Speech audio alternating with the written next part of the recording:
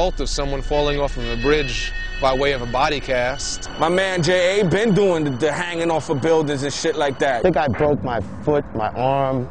I crushed 3 of the vertebrae in my spine, and I broke my hand once. Personally, it's not something that I would ever think of going out there and doing. All I could say is just, you know, don't fall. And it's a good spot. It's definitely the next level of wanting to get your name up. And that's not the level that I'm on.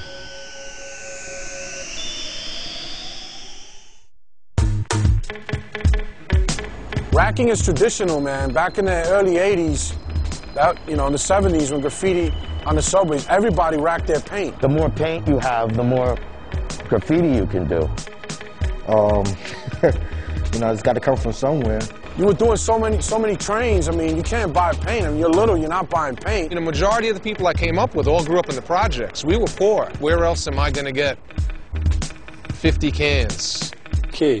Racking was key. I mean, I was good at racking. And the people I knew were good. I mean, these people were stealing like other things before they started stealing paint. These were people that were like thieves. I don't think it's as much a part of the culture now as it once was. But yo, if you told somebody back in the day that you bought your paint, yo, you might as well just hang it up. Racking was always a part of the whole culture in the beginning. I've always racked my paint, and that's because it was, hard to come by, and also that's how it was supposed to be done. That's how it was taught to me. Part of the sort of excursion of graffiti writing was about going to obscure places and getting paint. And in the process, you'd be doing your business like to and fro. 100 cans or more, you're doing it. These cats will go, and in one day you get hundreds and hundreds of cans, so much that the car would be like sunk to the floor scraping. There was times we used to do shopping carts. We used to go to Pergamon and Rickles and fill up a shopping cart full of paint and just walk out the garden section. I got my one good crazy racky story. Security guard was there, sort of waiting, and I thought, like, the thing is, I just have to do it cool. I just have to pick up the bag and just walk out.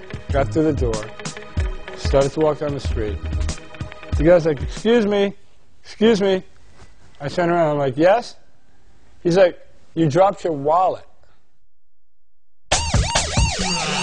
Vanna Squad's full of shit. People that chase around fucking graffiti writers all day. Come on, man, there's real crimes in this city.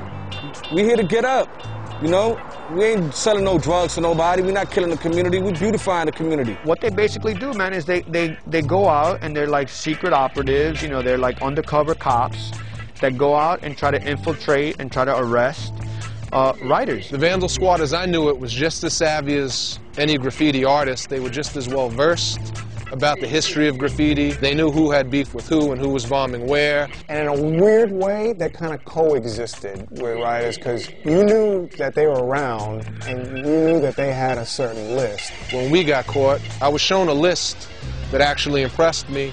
The same people that were at the top of their list would have been at the top of my list. Vandal Squad. Fuck them niggas.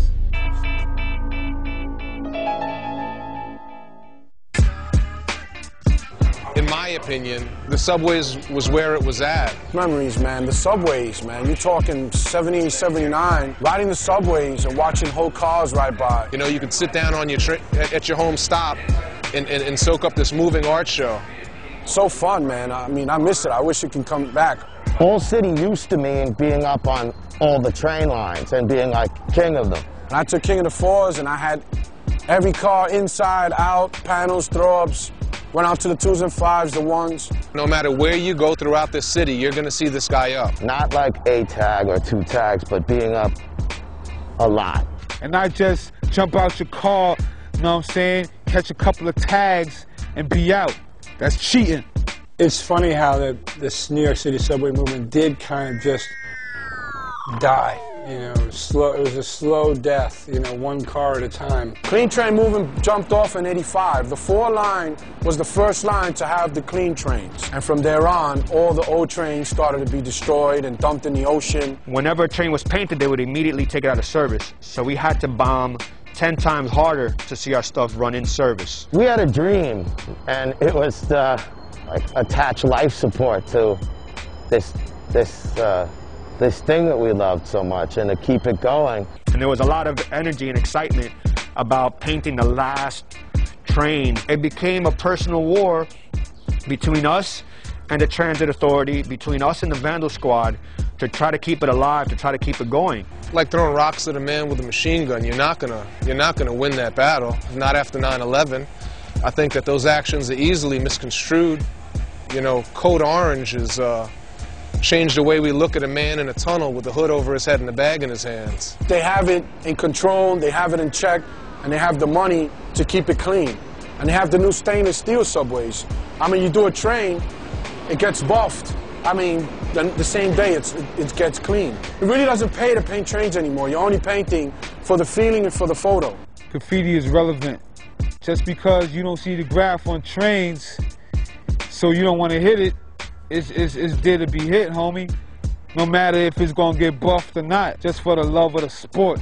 I mean, they won the war, it's all good on the subways, but we won the war in general and long term because now graffiti's worldwide. And that's something you can't stop, and it's art now. Ride the track till the third rail short circuit.